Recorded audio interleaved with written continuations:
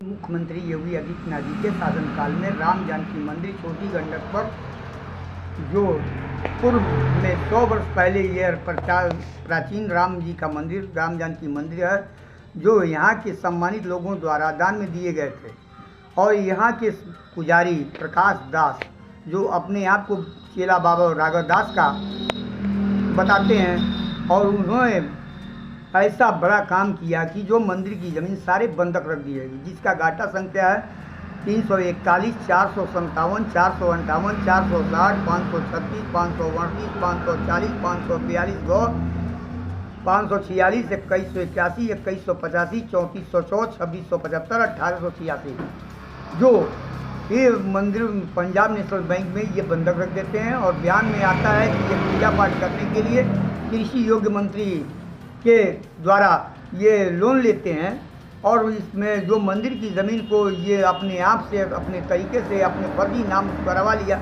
जब बाबा राघव दास की शादी मंदिर की ज़मीन को गिरवी रखते हैं, और ऐसे पहली बार मुख्यमंत्री के शासन में हो रहा है कि कप्तान राम जानकी मंदिर 1917 की टौनिया होने के बाद आज भी यहाँ की मंदिरों की ज़मीन पर अवैध तरीके से पट्टे दिए जाते हैं। जो पट्टा 2012 में माननीय शंभू चौधरी जी भाजपा में थे, नेबुआ नौरंगिया के विधायक थे, और उन्होंने सारे दल में होने के बावजूद भी मंदिर की ज़मीन उन्होंने पट्टा करवाया।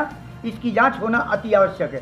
शंभू चौधरी जी 2024 में भाजपा में शामिल हो गए हैं, तो क्या माननीय मुख्यमंत्री महोदय जी शंभू चौधरी जी भाजपा में ज्वाइन हो गए हैं, तो क्या मंदिर की ज़मीन की जाँच नहीं होगी? अगर ऐसा लगता है कि हमारे मुख्यमंत्री के शासनकाल में जो पुराने लोग घर छोड़कर गए हैं और मंदिर की ज़मीन हड़पने के लिए या मंदिर की ज़मीन पट्टा करने के लिए वापस आए हैं, तो क्या इनकी जांच होनी चाहिए या नहीं होनी चाहिए? ऐसे सादर मुख्यमंत्री महोदय से सादर निवेदन है कि मामले को संज्ञान में लेते हुए तत्काल कार्रवाई करें, और कुशीनगर जिला अधिकारी महोदय द्वारा जो भी रिपोर्ट लगाए गए तत्काल प्रभाव से मांगे जाएँ।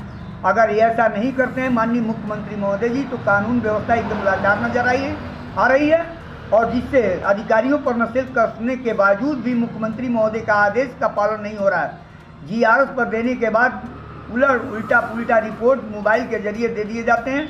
इसकी गहनता से जांच करते हुए मुख्यमंत्री महोदय को सादर निवेदन है कि कप्ताई में आकर अपने स्वयं मंदिरों की जमीन की सुरक्षा करने के लिए बाध्य होना पड़ेगा। अगर मुख्यमंत्री महोदय द्वारा ऐसा नहीं किया गया तो मजबूर होकर मुझे गोरखपुर न्याय लेने के लिए आना पड़ेगा। अगर वहां से नहीं मिलेगा तो माननीय मुख्यमंत्री के ऊपर जनहित याचिका दायर करूंगा हाईकोर्ट न्यायालय में, जिसकी सारी जिम्मेदारी हमारे मुख्यमंत्री योगी आदित्यनाथ जी की होगी। अगर जांच कराने में कहीं मेरी हत्या होती है तो केंद्र सरकार, उत्तर प्रदेश जिला प्रशासन एवं जिसकी जांच चल रही मेरे मौत का जिम्मेदार होगा। इसलिए कि मैंने सादर निवेदन किया है कि इस मामले को गहनता से जांच करते हुए इस नगर पंचायत का कप्तानी बसैया और कप्तानी का कल्याण करें, और मंदिरों को जमीन को बचाने का कृपा प्रदान करें, जिससे भूमि माफिया मंदिर की जमीन न हड़प सकें। जय हिंद, जय भारत। बाबा राघव दास के पुत्र कैसे हो गए?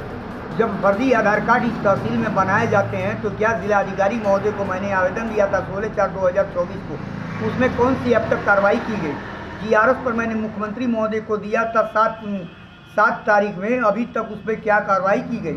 फिर उसके बाद तहसील दिवस में प्रार्थना पत्र देने के बाद उस पर क्या कार्रवाई गई? लेखपाल साहब और जिला मजिस्ट्रेट की रिपोर्ट में और जांच रिपोर्ट में प्रस्तुत हुआ है कि मंदिर की ज़मीन बंधक रखी गई और पूजा पाठ करने के लिए इनको लोन चाहिए।